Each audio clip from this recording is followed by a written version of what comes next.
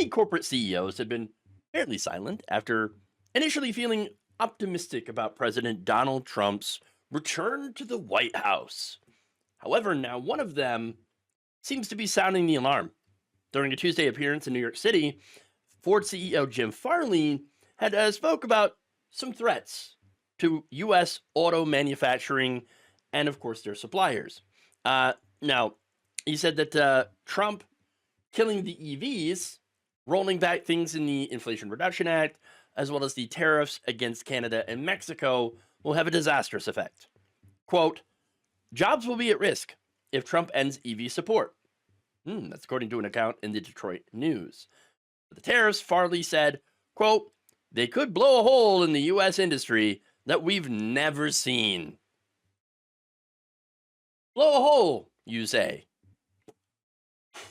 Leopards meet face. Okay?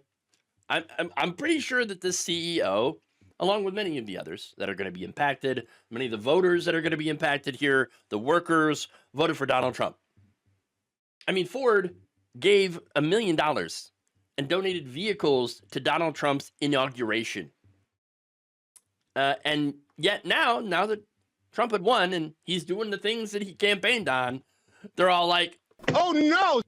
How could this happen? So he said, quote, frankly, this gives free rein to South Korean, Japanese, and European companies that are bringing in 1.5 to 2 million vehicles into the U.S. that wouldn't be subject to the Mexican and Canadian tariffs. Remember, he wants to put 25% tariffs on Canada and Mexico. Currently, those are not in effect, but there are tariffs on China, 10%, and he's also put tariffs on aluminum and steel coming into the United States from anywhere. So, oof. Now, he said of this, quote, it would be one of the biggest windfalls for those companies ever. And not for me. But that's not all. When it comes to rolling back the support for EVs, he said that that's going to kill that's going to hurt the companies. It's going to kill the jobs. Quote, we've already sunk capital, even though we've rationalized it, into battery production and assembly plants all through Ohio, Michigan, Kentucky, and Tennessee. Many of those jobs would be at risk if big parts of the Inflation Reduction Act are repealed. Now, Trump has said, I want to get rid of the Inflation Reduction Act because Joe Biden signed it. Okay. Trump's been looking to get rid of it. He's not in favor of it. Okay. And so getting rid of that and the EV stuff, it's going to have a big impact on those 4 states that supported Trump in 2024. Okay. It's going to have an impact on the union members who voted for Donald Trump. He is going to hurt the very people who voted for him, which isn't a surprise. Okay. He's already hurt the farmers. Okay. Now, Trump, Farley said, has talked about making our U.S. auto industry stronger, bringing more production here or innovation in the U.S. But so far, a lot of what we're seeing is a lot of costs and a lot of chaos. Yeah. So, look, hey, I'm in favor of manufacturing in the United States, buying American. Yeah, all that stuff is great, but we need to have the ability to make things here, and that's not going to happen overnight. Okay, and again, what the tariffs are doing is it's not going to bring back manufacturing overnight. We still need to import things to build those cars in the U.S. And there's a lot of stuff that goes into a car. Think of all the parts that go into it. Think of all the manufacturing that goes into those parts. Okay? There is no way to instantly relocate all of that out of Canada and Mexico and back into the United States. Now, it would have been great had the CEOs not decided to send those jobs overseas, especially into Mexico where wages were lower. There weren't as many worker protections. Okay, they wouldn't have to pay as much for workers and for health care, things like that. But these CEOs, they got greedy. And they outsourced a lot of the jobs.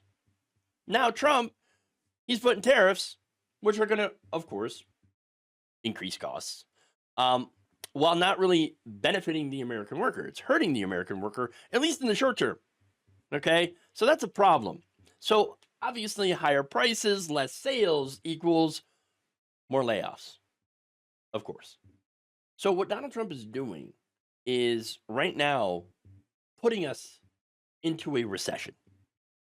Okay? Unemployment is likely to skyrocket. And that's even if the tariffs don't go into effect, right? Look, I know the defensive, like, but you don't understand. He's negotiating. He's using the tariffs as a tactic. I'm not against that in principle, right? But you have to be really careful about what you're doing because it can cause a trade war, right? And so that's not good for the economy, all right? So he's doing that.